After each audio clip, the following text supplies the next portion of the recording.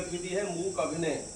अभी मैंने आपको बताया कि मूक अभिनय क्या होता है, जिसमें हमें बिना बोले अभिनय करना है।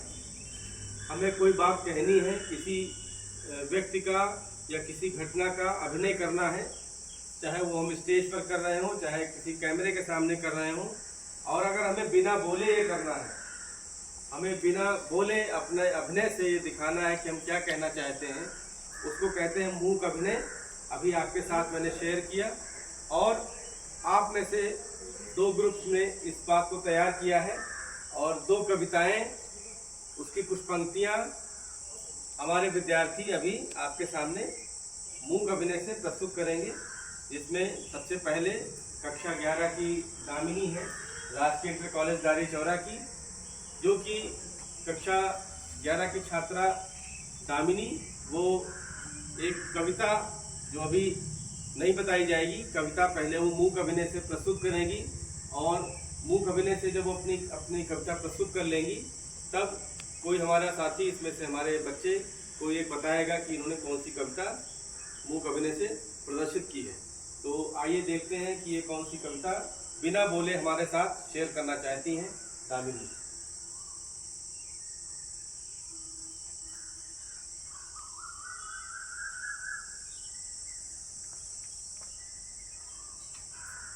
बहुत अच्छा। चलो सौम्या बताएंगी कि इन्होंने कौन सी कविता अपने अभिनय से दिखाई है। पर्वत कहता है तुम भी शीश उठाकर ऊंचे बन जाओ। पर्वत कहता शीश उठाकर तुम भी ऊंचे बन जाओ। तो इन्होंने अभी आपने देखा कि पर्वत बनाया और फिर शीश उठाकर तुम भी ऊंचे बन जाओ। तो इस तरह से इन्होंने अपनी बात बिना बोले आप तक पहुंचाई और एक कविता का प्रदर्शन आपके समक्ष किया। बहुत अच्छा बेटा, बैठ जाओ, हम लोग कार्य करेंगे।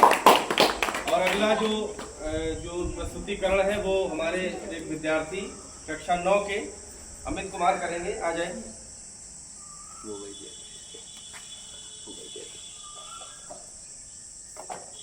तो ये अमित कुमार है कक्षा 9 के और ये एक दूसरा प्रदर्शन करेंगे आपके सामने। ये भी एक कविता का प्रदर्शन मूक अभिनय के माध्यम से करने जा रहे हैं और उसके बाद विद्यार्थीगण बताएंगे कि कौन सी कविता का प्रदर्शन उन्होंने मूक अभिनय से किया। अमित वर्मा कक्षा 9, राजकीय इंटर कॉलेज दारी चौरा बलरामपुर।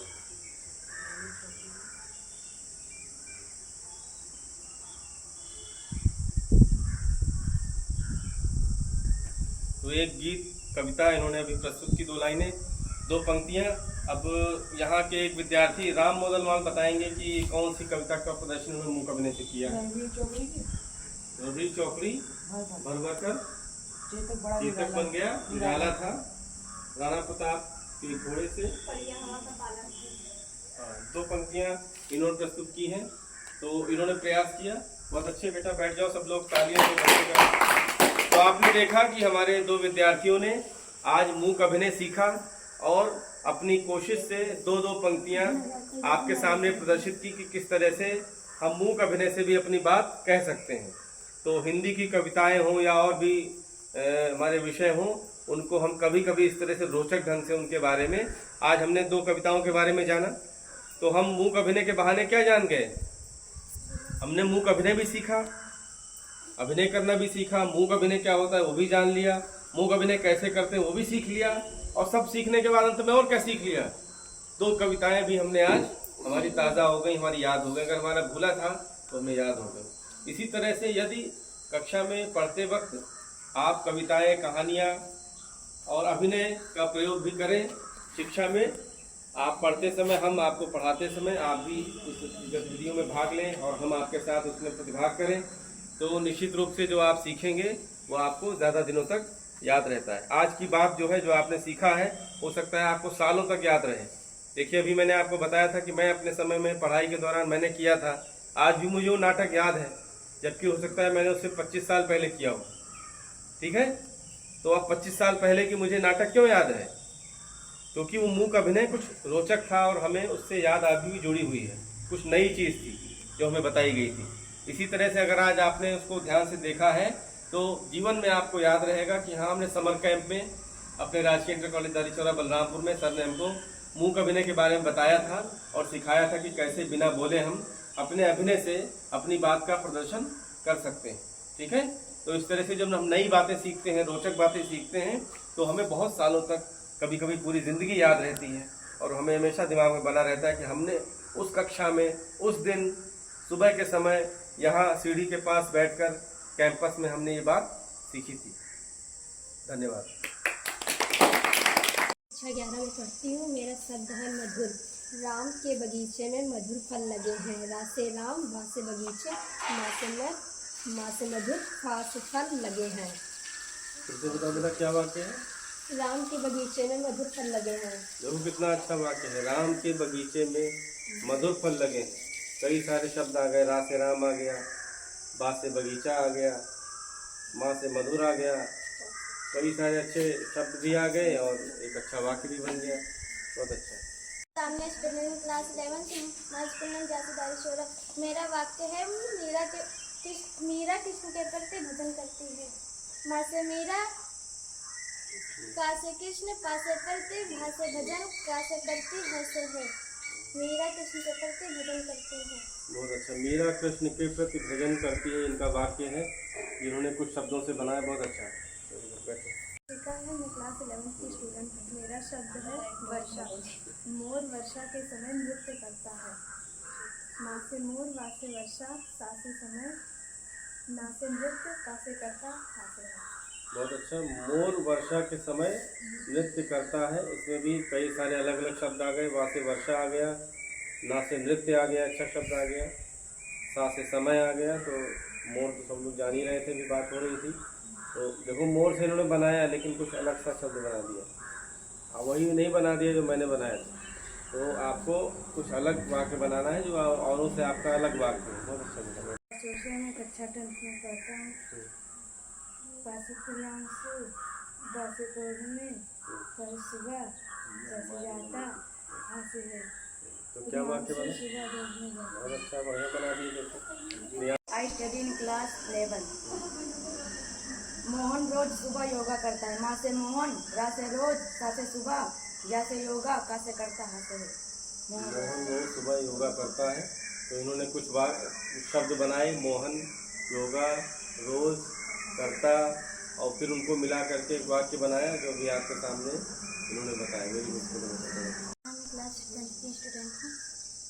मेरा वाक्य है का से कमल, ता से तालाब, और खा से खिलता। कमल तालाब में खिलता है। कमल तालाब में खिलता है। तो ये वाक्य इन्होंने कमल तालाब खिलता है और में इन सारे शब्दों से बनाया। ठीक है, बहुत अच्छा हमने कराई। जिसमें कुछ बच्चे देखिए काका काका ही भूले जा रहे थे। उनको ये ध्यान आ गया होगा कि नहीं, हमें इसको ध्यान रखना चाहिए, क्योंकि किसी भी भाषा का जो नींव है वो उसका वर्णमाला है। ये वर्णमाला ही तो कहलाती है। हिंदी भाषा की वर्णमाला, छोटा बड़ा, ये सब जो आप पढ़ते हैं, काका गागा अंगा, जिसकी भी बात हुई। और फिर गतिविधि में आपको कहा गया कि आप अलग अलग अक्षरों से शब्द बनाइए, फिर इन शब्दों से वाक्य बनाइए। और सही देखा जाए तो जब किसी भाषा को आप सीखते हैं, हिंदी भाषा आपने पढ़ना लिखना सीखा, तो धीरे धीरे शुरुआत में यही सब हम लोग करते हैं। नए नए शब्द सीखते हैं, अक्षरों से शब्दों को बनाना समझते हैं, पढ़ते हैं, और उसके बाद नए नए शब्दों को हम सीखते जाते हैं और हम उसको फिर उस भाषा को बोलना और लिखना जान जाते हैं। ये तो होता है। तो भाषा पर आपकी पकड़ अच्छी हो और आप अपनी बेसिक बातों को ना भूलें, इसलिए गतिविधि कराई गई कि नए नए शब्दों को सीखना। देखिए आप जब अभी आपको कहा गया तो आपने कई सारे शब्द सोचे और उसको आपने बताया। इसी तरह रोज़ अगर कुछ शब्द अगर आप बनाते हैं, सीखते हैं, तो आपकी शब्दकोश बढ़ता जाएगा। शब्दकोश का क्या मतलब होता है? शब्दकोश, कोश मतलब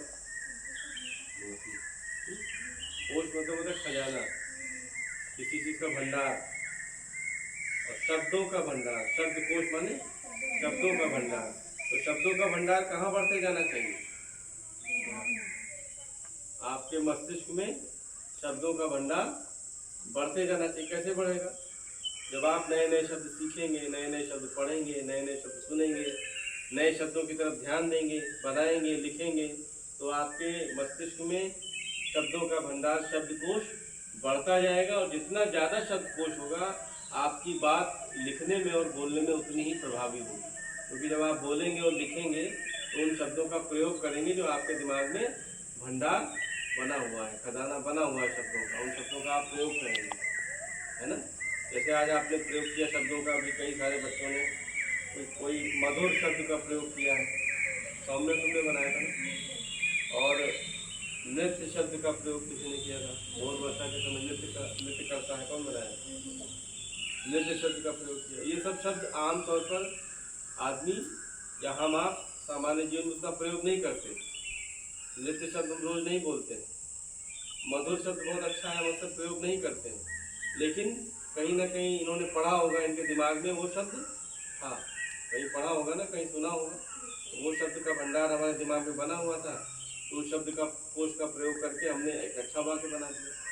तो जितना हम नए नए शब्द, इसे आज हमने यहाँ बैठ के हम लोग ये जो कर रहे हैं, इसमें आज हमने नए नए शब्द जान लिए।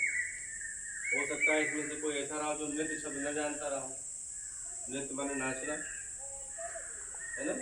तो ऐसे ही जब हम चर्चा करते हैं, नए नए शब्दों को पढ़ते हैं, सीखते हैं, सुनते हैं, तो हमारे मस्तिष्क में शब्दों का भंडार बढ़ता जाता है, शब्दकोश बढ़ता जाता है। और जब भी हम कुछ लिखने बैठेंगे, परीक्षा में हम अपने प्रश्नों का उत्तर लिख रहे होंगे, खड़े होकर हमें कोई भाषण देना होगा, कोई प्रश्न का उत्तर देना है, तो हम अच्छी भाषा में देंगे, हमारी भाषा अच्छी होगी, क्योंकि हमारा शब्दकोश कैसा है, शब्दकोश कैसा होगा, हमारे दिमाग में बड़ा होगा, ज़्यादा होगा। और जब शब्दकोश ज़्यादा होगा तो हमारी भाषा और हमारी बोली और प्रभावी हो जाएगी। बात समझ आई? तो ये एक गतिविधि थी आज आपको भाषा की तरफ आकर्षित करने के लिए, और ये आपको एहसास दिलाने के लिए कि आपको अच्छी भाषा के लिए, अच्छी प्रस्तुति के लिए, चाहे आप कॉपी में लिख रहे हो, चाहे बोल रहे हो, चाहे कहीं बोल रहे हो, चाहे परीक्षा में बोल रहे हो, लिख रहे हो, आपकी भाषा अच्छी होगी यदि आपके शब्दकोश अच्छा होगा, वाक्यों को बनाने का आपका तरीका अच्छा होगा, तो आप निश्चित रूप से अच्छी भाषा लिखेंगे और अच्छी भाषा बोलेंगे। बात समझ आई? तो कुछ सीखने को मिला?